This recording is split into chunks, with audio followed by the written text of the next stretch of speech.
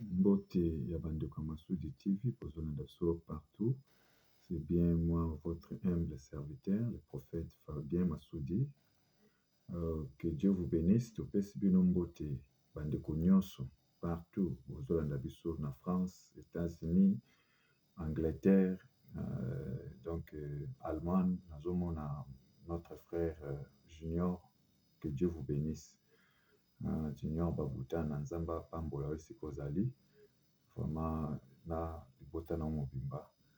Vraiment nazomona ba like na bino ozo aimer. Vraiment c'est bon. Et topesi ba ndeko nyonso oya Goma baza ko souffrir ensemble na basoda na biso topesi bino mbote. Jésus Christ de Nazareth a localisé bino pe abondela bino pe abatela bino. Vraiment message à lelo ezali prédication. Ye toujours na mokanda ya Matthieu.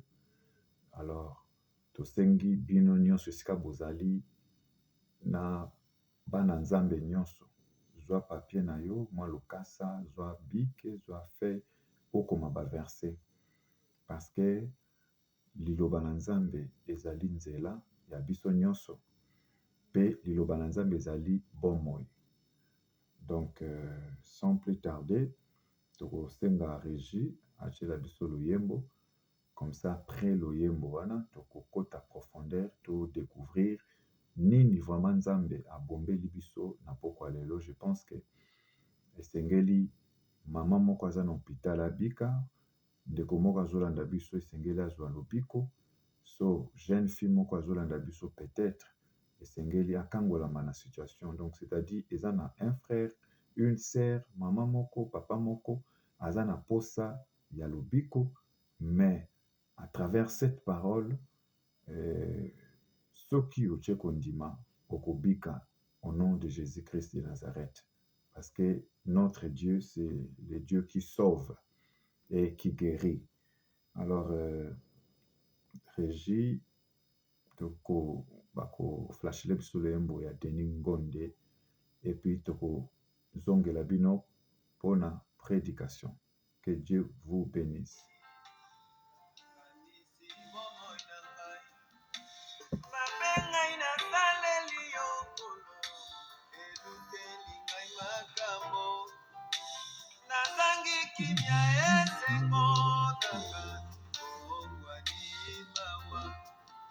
Papa yo limisanga, papa yo ngana tokende pana papa, ngana toki mama benanga, ngana koloba na ye papa, limbisa benanga, ngana koloba na ye lisusu. Papa simba moi na mai, libisa mabe na mai. Ngana tokende pana papa, ngana toki mama benanga, ngana koloba na ye papa, limbisa mabe, limbisa limbisa, koloba na ye lisusu, naimopona mopona kokite. Papa simba moi na mai, libisa mabe nanga. Biloko moko te eleki nzambe na nguya par rapport à la situation na yo yawa azali. Peut-être situation mosusu ozomona yango compliqué, mais nzambe azali réponse. Amen.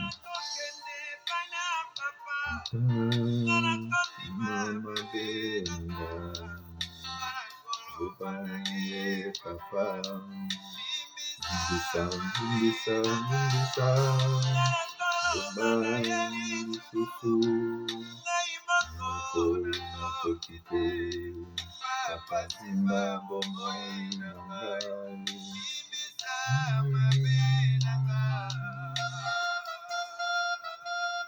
Soki nzambe alimbisi te nani akolimbisa? Soki nzambe ajustifie te nani akojustifie? Yo ozolanda biso en direct, s'abonner message ekende bisika nyonso kobomba kaka message mpona yo moko te kozala ingratité. Ebele bazoluka bayoka ata liloba bayoka ata loyembo bazoyeba te bakozango basoda na biso FARDC baza na zamba bazosouffrir mwinda mpe eza te yo nanga tovandi peut-être na mwinda bango baza na mwinda te baza na molili. Il y a des gens qui souffrent.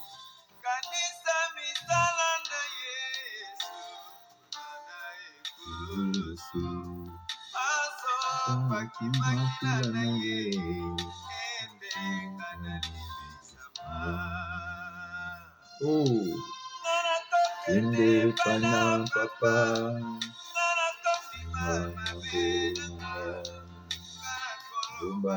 ye papa, sama bena, nto naye susu naimoko kokite, papa simba momo ina.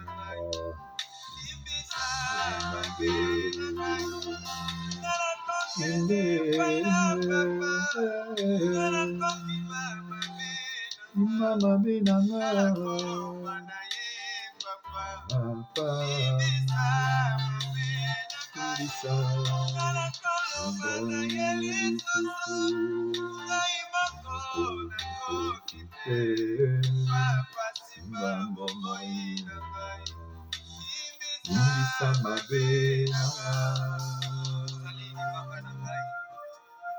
Oh, alléluia.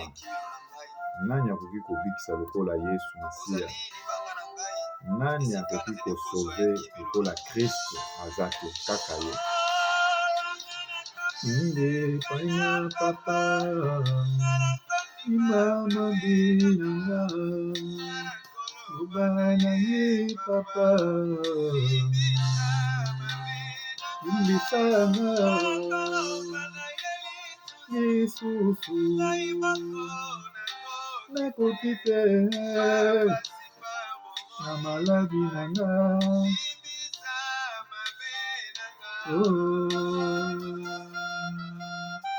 Amen, amen, amen, amen, amen. Merci Régie, vraiment, Nanzembo Kitoko, Yandeko Deningonde, que Dieu vous bénisse. Biskansu Bolandi Biso, na Loyembo, vraiment.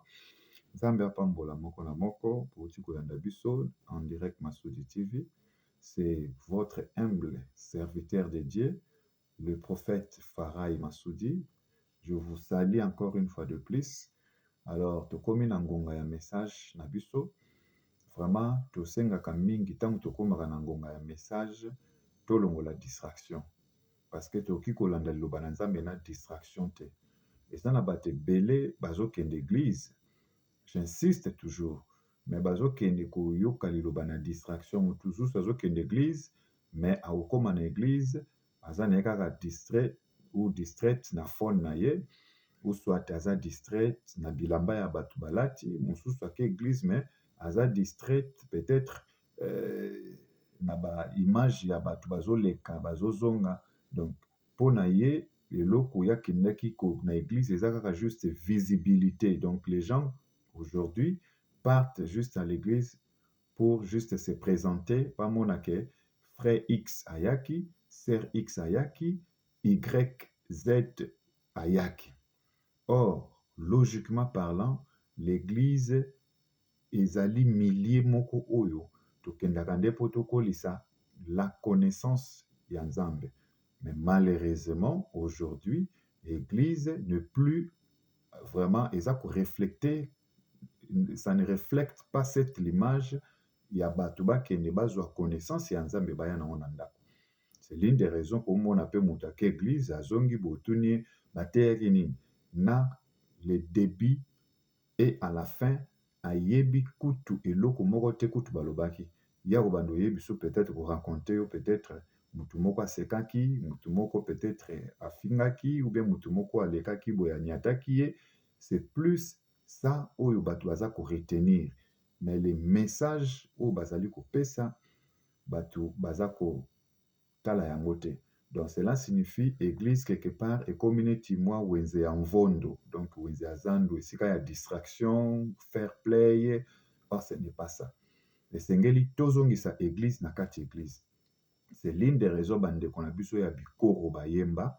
J'aime les chansons que ces gens chantent parce que ils ont un message na kati na nzembo wana. Eza lokwa banzembo ya yemba te, bato bazoyemba banzembo bazobina mabina ya wera na kati ya banzembo, bazoyemba banzembo bazobina mabina jibe, bazoyemba banzembo bazobina mabina bafali. Non, ce n'est pas des cantiques comme ça. Mais bandeko ya bikoro bayembaki babi esengeli zongisa église na kati na église. Chanson wana bao boyebi yango bokomela biso yango vraiment tokosenga rija posele biso yango toyemba yango ensemble na bino. Donc il faut bato bazongisa église na église. Église ezali wenze te. Église c'est l'une des raisons tant Jésus aye abetaki bato oyo bande koteka na église parce que église ebebisamaki bakomisaki yango wenze ya mvondo, bakomisa yango zandu, bakomisa yango je ne sais pas, balukaki batransforme yango na ndenge ya mabe. Alors yango wana message ntango yaka tobendaka matoi, longola distraction, zwa bik na yo, zwa kaye na yo, koma. Et surtout bandeko oyo boyambi lilobo oyo, boyoki lilobo oyo bateya bino basakola bino à travers cet ministère ya repentance. Bozwa message oyo botanga yango pe epesa mayele na kati na moko na moko. Alors toko tanga makomi ndenge molimo nzambe kambi awa. Toko tanga Matthieu chapitre 7 verset totangi na verset 16 tokitati na verset 20. Nous lisons au nom de Jésus-Christ de Nazareth. Alors, il est écrit, vous les reconnaîtrez à leurs fruits, cueille-t-on des raisins sur des épines ou des figuiers sur les chardons. Tout bon arbre porte de bons fruits, mais les mauvais arbres portent de mauvais fruits. Mauvais fruits. Un bon arbre ne peut porter de mauvais fruits, ni un mauvais arbre porte de bons fruits. Tout arbre qui ne porte pas de bons fruits est coupé et jeté au feu. C'est donc à leurs fruits que vous les reconnaîtrez. Alors, tout ce qui en a, donc Matthieu chapitre 7, donc, tous au verset 17 à 20. Verset 17 à 20. Tout bon arbre porte de bons fruits, mais les mauvais arbres portent de mauvais fruits. Un bon arbre ne peut porter de mauvais fruits, ni un mauvais arbre porte de bons fruits. Tout arbre qui ne porte pas de bons fruits est coupé et jeté au feu. Amen. Je pense que bozolanda biso bino nyonso na bitando na bino ya mike oyo ezali livre ya Matthieu. Matthieu d'abord azalaki nani? Azalaki l'un des 12 disciples. Jésus aye alakisi d'abord 12 po balakisa millions de personnes. Yango moni yo oyo landi lilobo, yo oyo yoki lilobo. Peut-être yo poko kozala parmi les 12. Nzamba abandaka nanu kozwa bato ebele nanu te, abandaka nanu na minorité, c'est-à-dire mutu moko, mibale, misatu, epi ekomi 50, ekomi 100. C'est-à-dire yo ozolandaka biso, oyoki lilobo, bateyi yo basakoli yo, kobomba ngo mpona yo moko te, luka olakisa ngo muninga, olakisa muninga, olakisa muninga, et c'est ainsi que parole ya nzambe spirituel ekotambola, ekoconquérir mokili, afin que parole ya Satan et se taire. Parce que but ya liloba na nzambe ezali, parole ya Satan doivent se taire. Et la parole de Dieu esengeli ekende en succès, de succès en succès. Ok? C'est l'une des raisons Matthieu a commis Mukandoyo, parce que dans la Bible, il y a des témoins oculaires.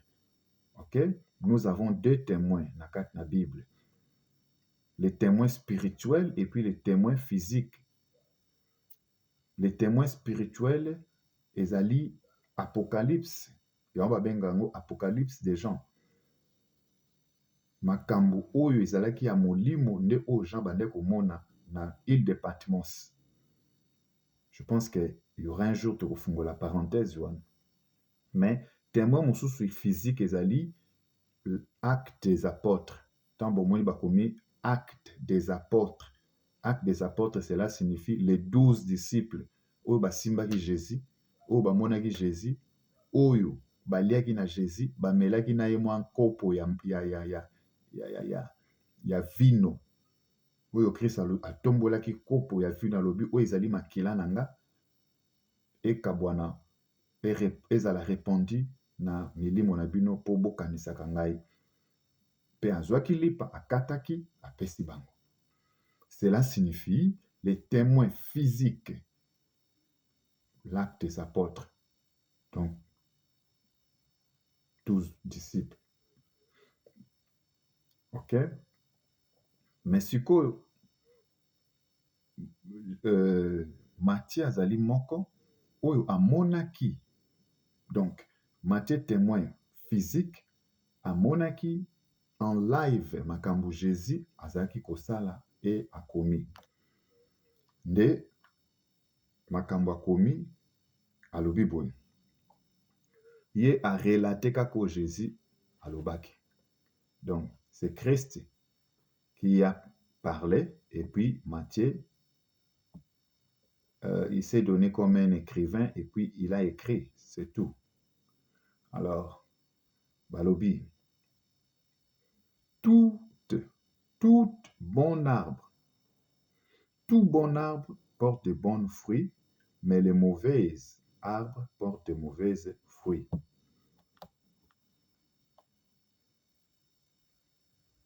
Nzete nyonso oyo ya malamu ebotaka mbuma ya malamu. Mais nzete nyonso oyo ya mabe ebotaka mbuma ya mabe. D'abord, pourquoi Jésus de Nazareth abandaki koteya na nature? Parce que sur tali mateya mingi ya Jésus, majorité sur 100%, plus de 100% mateya Jésus, il a prêché sur la nature. Pour nani? Parce que nature et enseignaka. La nature enseigne beaucoup de choses oyo biso toza ba ignorant te kokaka koyeba te.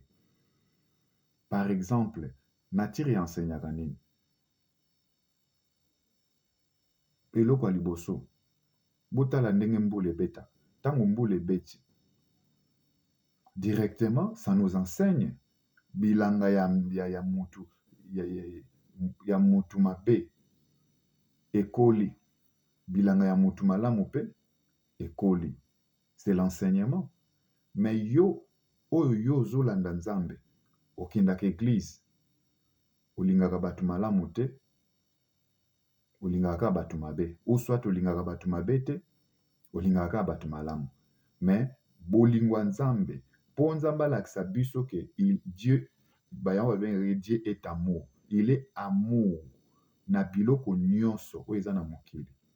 Mabe to malamu. Ya betisi mbula na bilanga bandoki ekoli, na bilanga banganga tomate ekoli, na bilanga bato bayaki kofino kingo pilipili ekoli. Est-ce que yo mutu ozolanda lilobo? Est-ce que olingaka batu mabe? Omoni?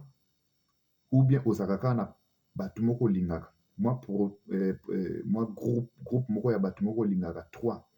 Soki bakomi 4, olingi susu bango te parce que bango ozoko déconsidérer bango. Donc cela signifie tout simplement tu ne représentes pas la nature de Dieu. Ozoko bebisa nature Nzambe.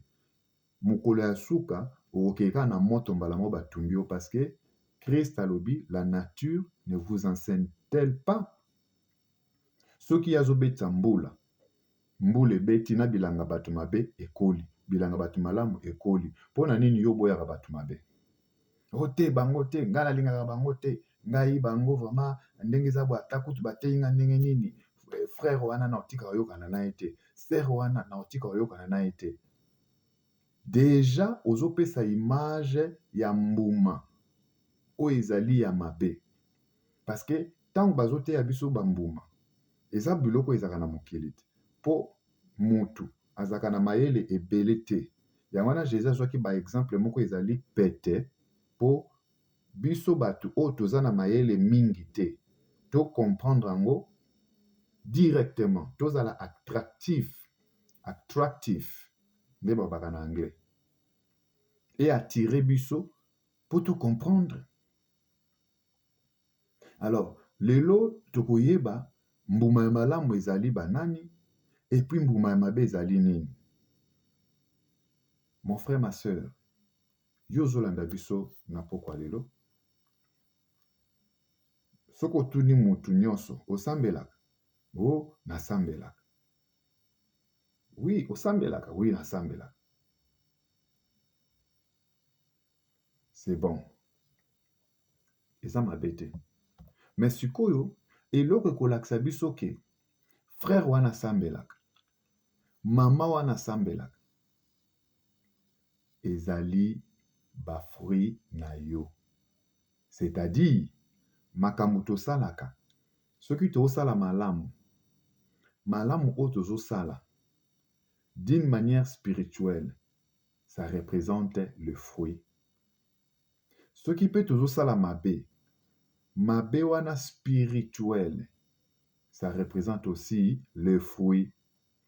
Yango tolobaka boye, ntango ozotanga Bible, kotanga yango na loyenge te, kotanga Bible lokola livre ya géographie te, kotanga Bible lokola livre ya sermon merveilleux te, kotanga pe Bible lokola récitation ya femme noire te. Oh, tozwa na classe, femme noire, femme africaine, oh toi ma mère, je pense à toi, oh dama, après sili, sosola makambo ekomami kuna, zéro.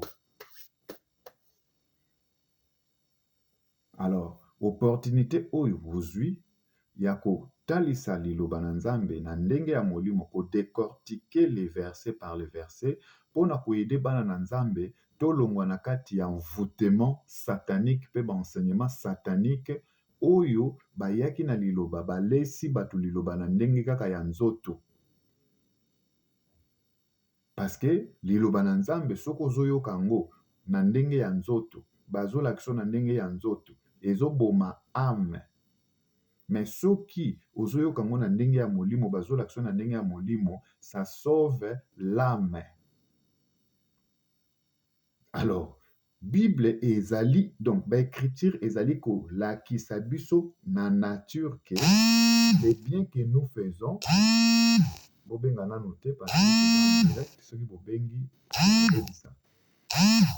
La bino ba message, bato bazana besoin kobenga tokobenga bino. Tokobenga bino, bato bozana besoin kobenga tokobenga bino. Parce que tout ça en direct. Tout ça en direct. Tout ça en direct. Alors, makomi ezoyebisa biso que ba fruit. Donc, oyo nyonso tosalaka ya malamu eza ba fruit. Siko tosala nano exemple moko boye. Malamu ezaka nini? Malamu ezali kokabela bato eza malamu. Kokanisela bato malamu eza pe malamu. Sombela moto eloko aza na nzala eza malamu. Kopesa moto elamba eza malamu. Kokabela moto mbongo eza malamu. Kopesa moto mbongo mpona voyage eza malamu. Toutes les actes positifs, c'est ça le bien. Or, selon les écritures, et ezali ko symboliser. Donc le bien que nous faisons, ça symbolise le fruit. Est-ce que tango okabelaka mutu lipa? Est-ce que ezalaka omonaka ngo na forme ya orange? Parce que tant tozoba ba fruits, ça sonne comme les oranges, les papayers, cocotiers, c'est ça de fruits. Or, selon Dieu, le bien que nous faisons, ça représente le vrai fruit spirituel. Sikoyo totali kobanda ntongo, papa, maman, yaya, leki, combien de fruits spirituels oyo osali kobanda ntongo ti sikoyo. Kokanisela bato mabe ezali bafruit, mais ezali bafruit satanique. Koyina bato ezali bafruit, mais ezali bafruit satanique. Koloba ke ndenge eza boye na vi na nga x y nakotikalaka koyokana na ye te ti kino na kokufa, ezali bafruit satanique. C'est-à-dire ntango ozokende na église ozobelela Jésus, mais na kati na yo tu as des fruits sataniques. Ozokomilakela mabe. C'est-à-dire le fait ozoganga, le fait ozokoloba balangue ezopesa Nzambe kanda. Yango moni lelo ba église ebima ebele, babisambeli eyebele, bato bazosambela, mais bafruit na bango oyo ezomata pa ya Nzambe ezali bafruit satanique, parce que moto azosambela abimi na église abi lelo tosambeli fort, mais soki otuni ye oza na kanda, oui naza na kanda, naza motu na ifo nasilika, mais kanda eza fruit satanique osambeli te. Donc c'est-à-dire yo kendaki kotia makelele ya pamba inutile na kati na église. Vous voyez? Oh, lelo tosotaki makasi. Est-ce que osotaki molimo na yo pe sotaki? Est-ce que molimo na yo eza na kimia? Est-ce que molimo na yo eza na bolamu? Est-ce que molimo na yo ezali na rancune te? Parce que tant ozo kosambela, ozo koganga, mais tu as des rancunes, des rancœurs. Les rancœurs, ça représente le fruit satanique. Les rancœurs, ça représente le fruit satanique. C'est l'une des raisons. Jusqu'aujourd'hui, au Tozoloba, Batuna nous basambelite. Pourquoi? Parce que la nature ne vous enseigne-t-elle pas? La nature doit nous enseigner. C'est très simple de comprendre que les gens n'ont pas encore prié. Tozuka neti na mboka na biso Congo. Totala Congo. Bisambele ezali chaque porte ya bandako ndenge komi mikolo. Mais bato balinganaka te. Bato bazolingana te, binemi oyoka kuna kaka o biso batafali, okuna biso batafali. Division oyo eza lelo na basambeli ekoki toyebi te so ekoki kosila. Ozomona pe pasteur ou pasteur bayokanaka te binemi. Donc cela signifie tozali produire des fruits sataniques. Ba fruits sataniques ezingeli ba mangomba. Mais bobo sanate, histoire ya Caïn et Abel. Qu'est-ce qui va se passer? Nzamba ebisaki Caïn na Abel basala batumbela imbeka, n'est-ce pas? Mais qu'est-ce qui va se passer? Par là, pour comprendre message nini okola memeli bino to oyo Yahweh amemela bino à travers cette poste. Ndeko wana kayake na libonza kubonzela Nzambe. Abel pe na tour na ye ake kubonzela Nzambe. Mais bakomi kuna Abel azwi ngombe ya kitoko, aza na matoi, aza propre ya mobali, azaki na défaut. Parce que na tango ya kala ezalaki soki ozobonzela Nzambe libonza na yo esengeli pa ezala na défaut. Il faut libonza euta na motema. Alors, bake abonzi, Kayen mpe asali nini, abuki na ye batomate, asalaki na ye mabe te, abuki batomate, premier produit ya bilanga na ye, ye pake abonzeli Nzambe. Mais qu'est-ce qui va se passer? Balobi, Nzambe atali mbeka ya Abel, aboyi koyamba ya Kayen. Or, na bango mibale moto apesaki mbeka ya bien, ya kitoko. Normalement, ezalaki Kayen. Pona nini? Parce que Kayen apesaki ba fruit, ba tomate, ba ndunda, ba nini.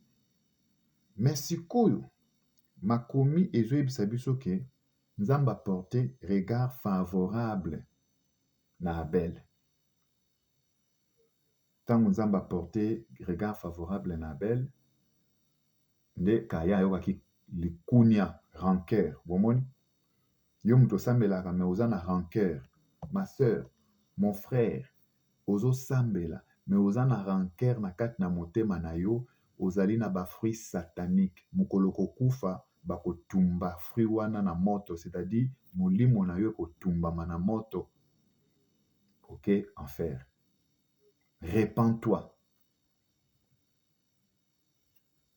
Répentez-vous, croyez à la bonne nouvelle parce que c'est le moment batuba bongo la mitema, c'est le moment to changer mitema parce que Nzambe azande na posa ya mitema na biso.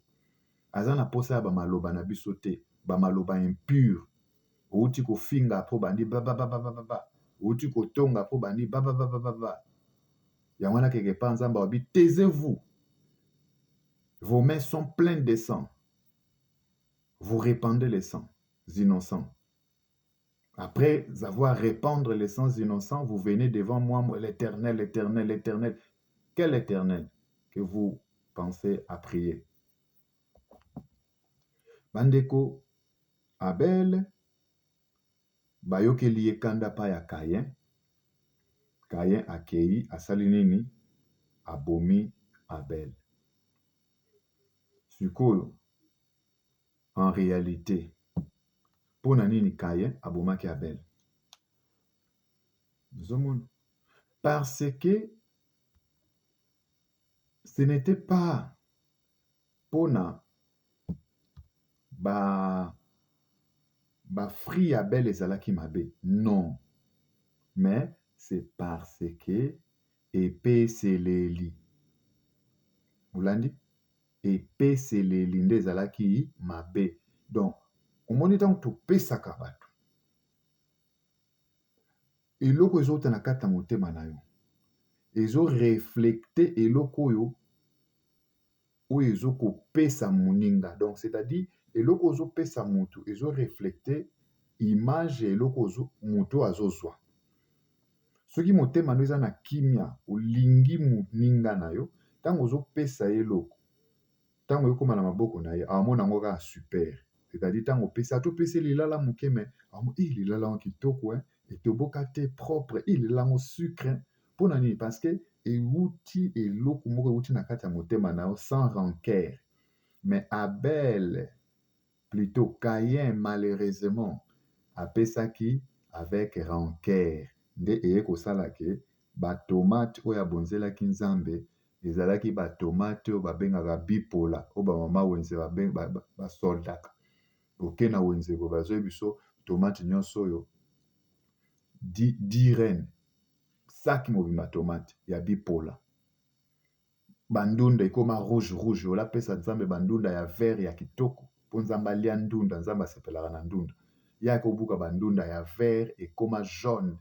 Donc, c'est-à-dire, les jaunâtres ya bandunda, c'était par rapport à la rancœur, par rapport au cœur de l'homme. Le cœur de l'homme est tortueux, qui peut le connaître? Donc, tout ce que nous faisons, ça vient d'abord du cœur. Ça commence du cœur pour que, dès que ça sort, ça puisse avoir un bon odeur. Ça se rappelle encore dans un moment qu'on a vu ce mukayemba emekano. Dans ma vie, sois crimé, le parfum des bonnes odeurs. Devant toi, je me répands. fais de moi ce que tu voudras. Hein?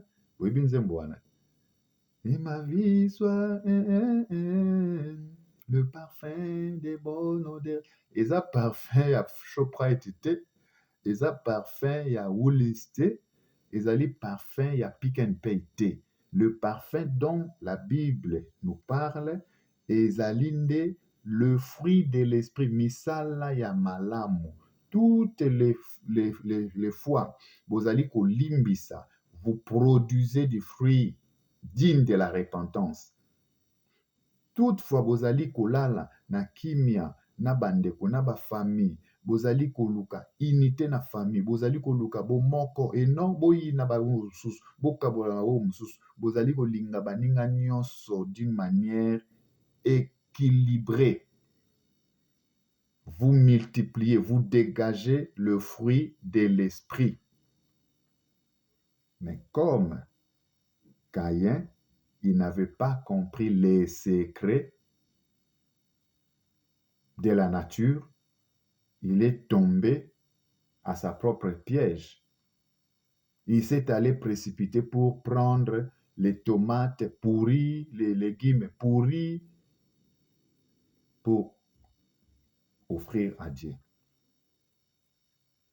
C'est de même, tant que biso tokendaka na église, Nzambe, Nzambe, Nzambe.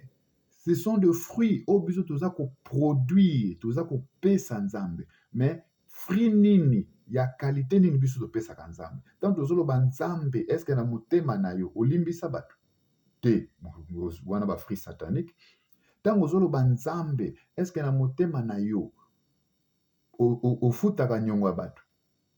Mosusu aza na banyongo ya bato malingi kofuta te, o te ngai te, yo linga kobimaka ganke, oliaka bambongo ya bato, osalaka batapage nocturne, osalaka babétise. Donc yo olingi babengaka neti champion ya moyibi ya bambongo ya bato. Oza na bafruit satanique. Répands-toi. Répands-toi. Ozali jeune fille, mais tu as des fruits sataniques. Pourquoi? Parce que oza na respect na ba mikolo te, oza na respect na ba mama te, oza na respect ni même na ba entourage na quartier sika ovandi, il y a pas de respect, oza na ba fruits sataniques. Ozali jeune fille, mais ozali ko se comparer na ba camarade, ozali ko se comparer, même voir même na maman na yo, ozali ko manquer ye respect, ozali ko manquer papa respect, ozali ko donc jeune fille insolente, tu as des fruits sataniques, répands-toi.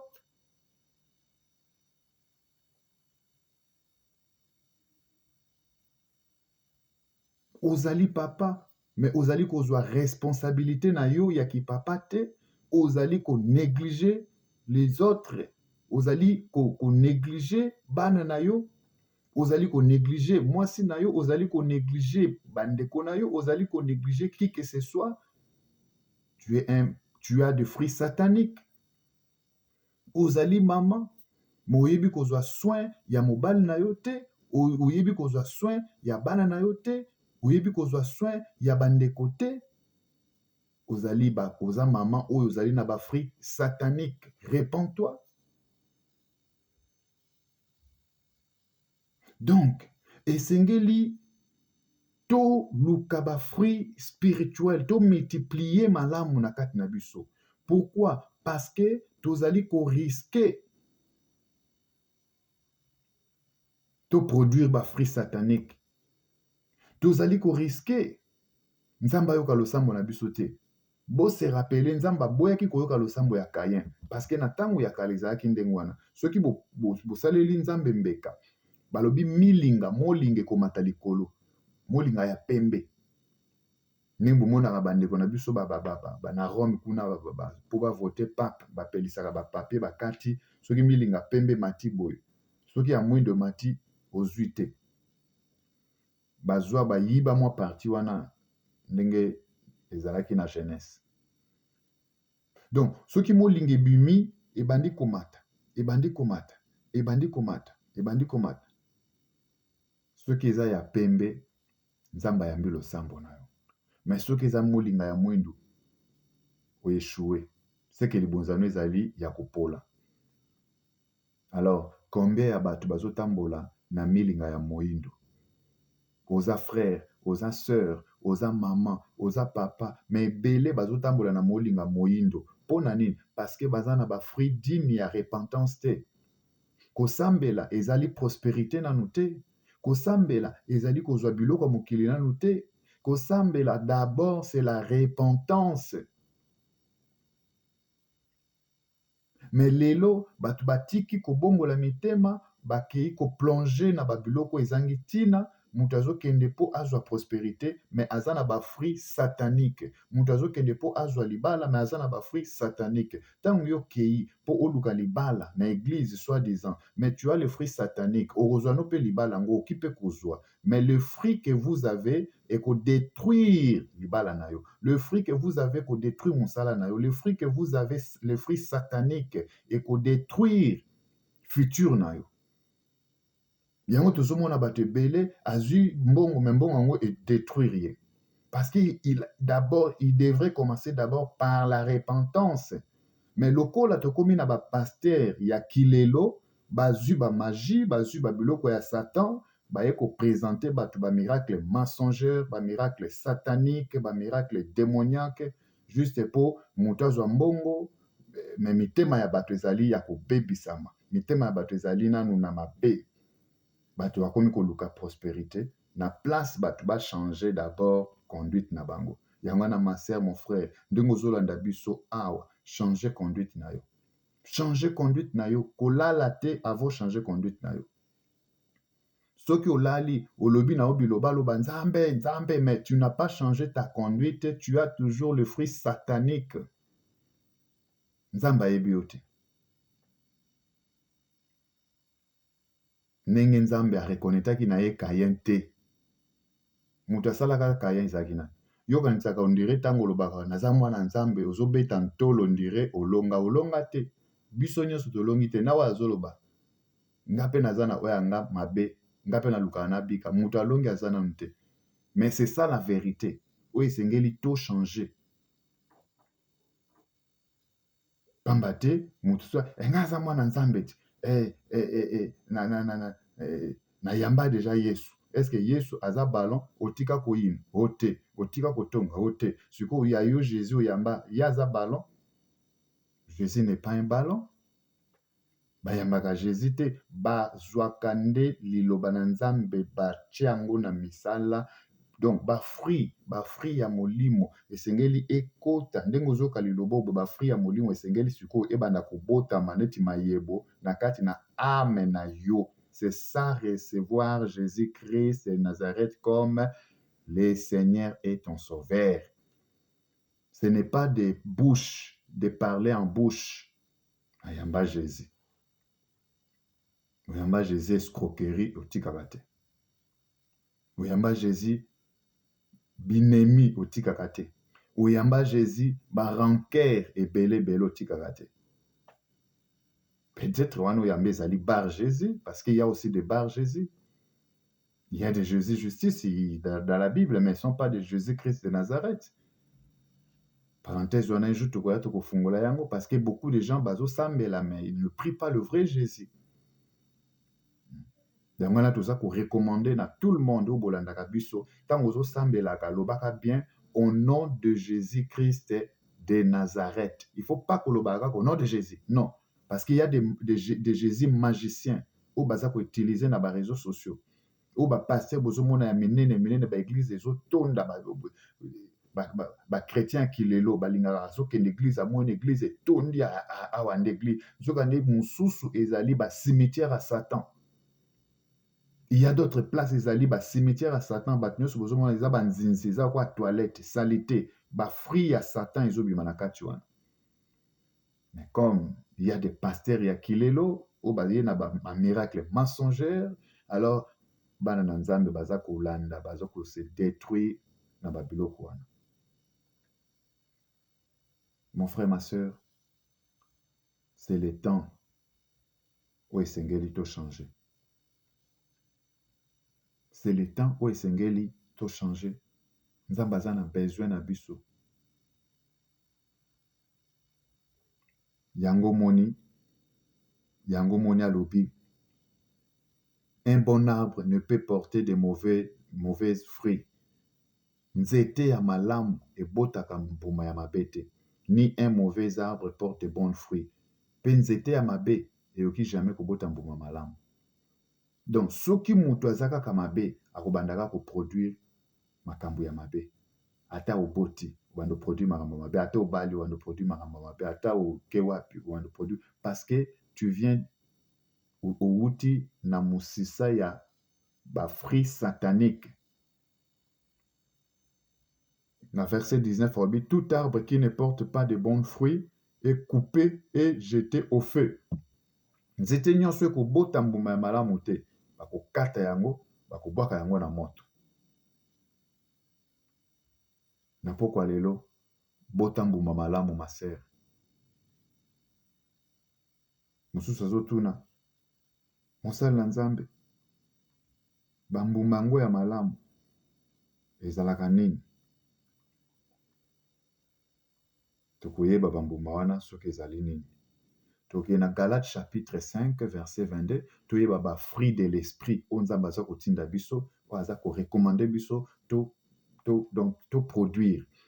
Galates chapitre 5 verset 22, il est écrit, mais le fruit de l'esprit c'est l'amour, la joie, la paix, la patience, la bonté, la bénignité, la fidélité, la douceur, la tempérance.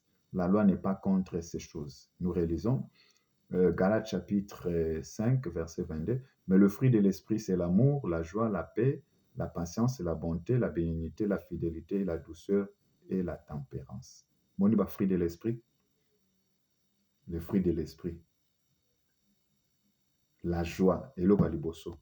Donc mosambeli wa yambi liloba ya solo, eloko liboso na bomoi na ezali esengo, la joie.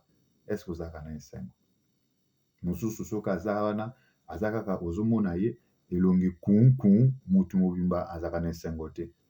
Aza na ba fruits satanique. Ndenge okoyeba ke mutu aza na ba fruits satanique soki aza na esengo te. Ye ata zimbongo azaka na esengo te. Ata li azaka na esengo te. Azaka kaka mawa. On dirait non. Longola mawa zala toujours na esengo. Esimba te seka. Batu bayeba position na yo te. Kasi yo lelo liaki te. Po mosusu soko alie te, ozomona na nzoto ne etambola elie changer, ozomona moto azotambola lokola girafe, azokima balion. Pona nini? Parce que aliaki te. Non. Bana Nzambe bazaka ndenge wana te. Balobi la patience. Donc le fruit de l'esprit. Papa nanga, mama, yaya. Est-ce que vous avez la patience? Il y a beaucoup de gens bazana patience te. Ya momoni makambo ebele ya bato ebebaka. Soki bayebisi talela Nzambe tochana losambo ya wakosala patience eza te. Azokotalela Nzambe te. C'est mieux asala na force na ye moko. Tanga kosala na force na ye makambo ebebi. Mais botala Noé. Noé azaki na patience parce que a respectaka d'abord prophétie ya Nzambe. Na vie ya moto. Soki ozo respecter prophétie ya Nzambe te, okokufa pauvre, okokufa na eloko moko te. Nzambe ayebisaki ye mbula ekobeta tonga arche kotisa bato nyonso na arche ba oba koyoka. Noa asalaki yango akotisaki bato nyonso na arche. Mais qu'est-ce qui va se passer? Bateti baboyi. Batikalaki.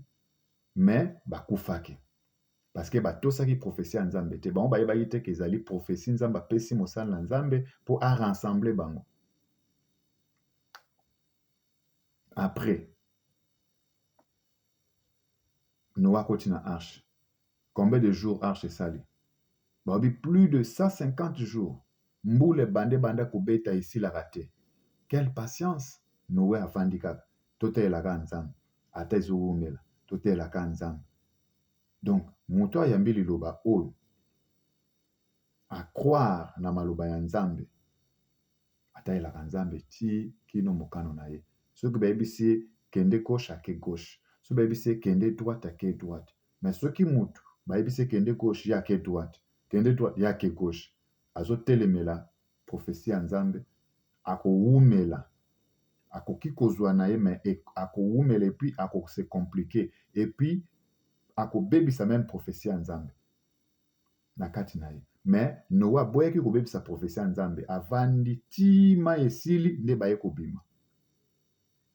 Yango monaka mutu mosusu basakoli ye, tala boye, keba boye, kende gauche, ya ake na ye droite. Donc cela signifie makambo Nzambe abongisaki mpo na ye lokola aza na bafruit satanique. Bafruit satanique conduire ye asala autrement.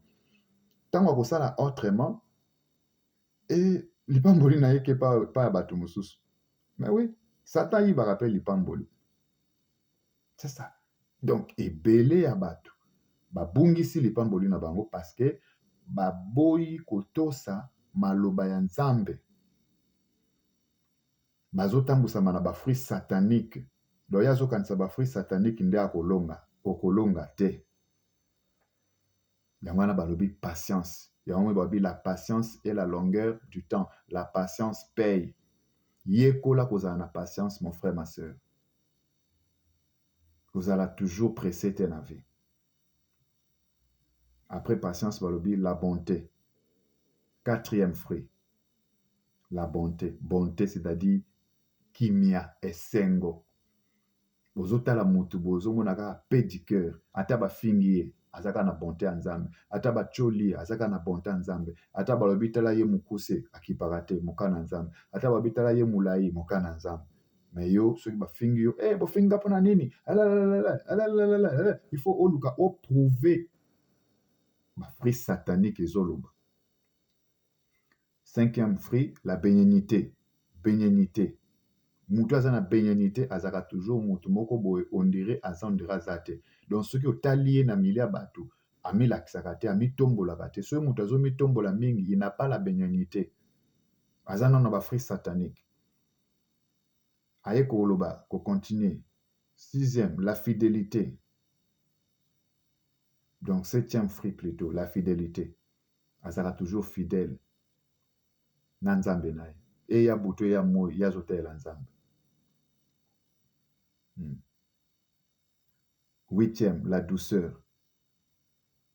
Douceur. Onde nanu bato bakomi nango te. Douceur. Douceur oyo. Ba chrétien bakomi nanu na fruit te. Douceur. La douceur. Ba chrétien baza nango te. Ozomona chrétien mosusu aza motema moto tikotak. Mokolo ba chrétien bakokoma na douceur na fruit oyo. Même Congo na biso ebonga. Il n'y a pas de gens doux na kati na mboka. Pe na kati na ba chrétien. Ba chrétien bakoma toujours na température élevée. La douceur et la tempérance. Moni. La tempérance. Mutu ayebi ko tempéré. Mutu azali na kimia. Tala ba fruit. Oyo Nzambe alingi tobota. 9 fruits de l'esprit. Parce que soki oza na 9 fruits de l'esprit ote, bakokata yo ozali nzete ya mabe. Donc Nzambe alingi ateya biso, alakisa biso tout simplement na lolenge ya nature mutu azo représenter nzete. Alors nzete esengeli ebimisa mbuma. Alors mutu esengeli a produire bambuma ya malamu. Ba 9 fruits de l'esprit yango mbuma ya o Nzambe alingi to produire. La paix, la joie, la patience, la douceur, la bénignité, la tempérance. Biloko nyonso wana soki tobandi ko appliquer yango nde tokomi o babengaka le fruit de la repentance. Sikoyo totuni yo mutu na mama ozolanda biso, papa ozolanda biso, yaya leki ozolanda biso. Est-ce que ozali ya solo na kati ya ba fruit oyo? Donc soki oza na kati ya ba fruit oyo te, ozali d'abord na ba fruit satanique. Nano komi na fruit ya repentance te. Yango mwana Jésus musala na yaki na mokili. Ezaki nanu prospérité te. Ezaki nanu abondance te. Totika nanu abondance ya bato evanda. Totika nanu prospérité va. Jésus ayaki d'abord pour que bato ba se repentir, ba changer. Soki mutu a changer, la bénédiction ekolanda ye pona nini? Parce que ndenge totambolaka boye. Totambolaka na elilingi na biso, elili. Nde babenga yango shadow. Est-ce que nani oyo atambolaka elili na etiki ye akei? Tant aux autres lili na yozolanda yo. Cela signifie quoi? Cela signifie et lili na yo wana ilandaka yo wana. Cela, ça montre tout simplement Dieu marche avec toi et tu marches avec ta bénédiction. Tu marches avec ta bénédiction. Donc, bénédiction en Nzambe et landaka biso toujours. Mais moyen to simba yango ezate pourquoi? Parce que nous avons le fruit satanique. Le fruit satanique nous empêche. Le fruit satanique nous empêche. C'est l'une des raisons. Nous devrions maintenant produire le fruit du Saint-Esprit. Limbisa bat nyonso basala yo mabe.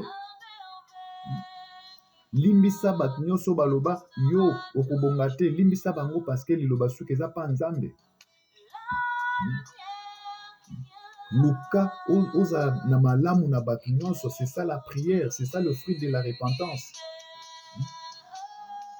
Ceux qui ozui les 9 fruits de l'esprit o otina kati ya motema na yo. Est-ce que oganga lisusu avola? Est-ce que obandozo lisusu musale bele ya kobengana ka ba démon? Non, parce que si vous avez les 9 fruits de l'esprit, les démons fuira d'elles-mêmes. Ba démon bando kima bango parce que les 9 fruits de l'esprit, ils ont moto, ils ont force, ils ont puissance. Toye kola mabe balakisa biso mabe. Bapesi biso mingi prière, il y a théorie, olé balakisa biso pratique. Et c'est le moment que nous devrions apprendre la pratique. Parce que la pratique, c'est la puissance de Dieu. Mes frères et sœurs, Congo, tout ce que nous faisons, c'est tout simplement la théorie. Même dans makambo nzambe, toujours théorie. Tout, c'est la théorie. Même au niveau de l'État, nous avons les théories.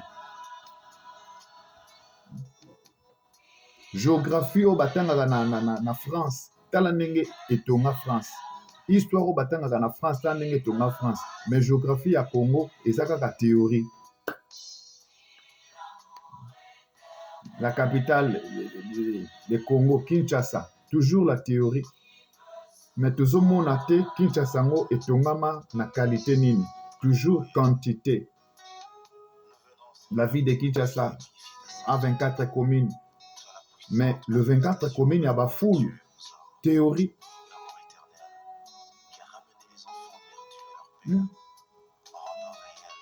Physique et mathématiques au batanga en Allemagne. Boke lutala nenge Allemagne bazo ko transformer yango. Mais physique au tutanga na Congo théorie.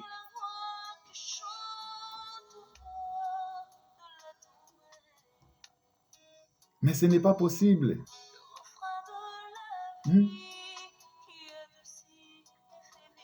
Ce n'est pas possible.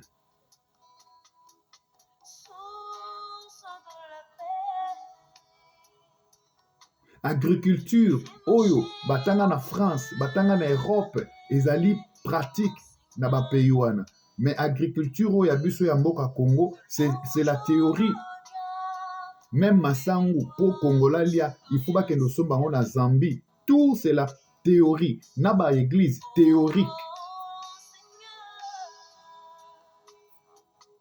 C'est malheureux. Vraiment que Dieu vous bénisse.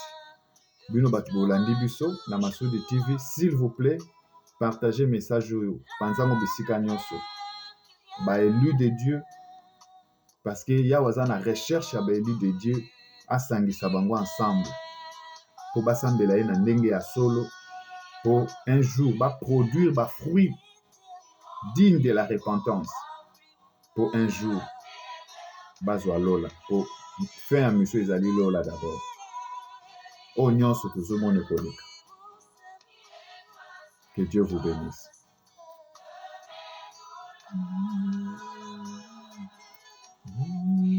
L'amour éternel,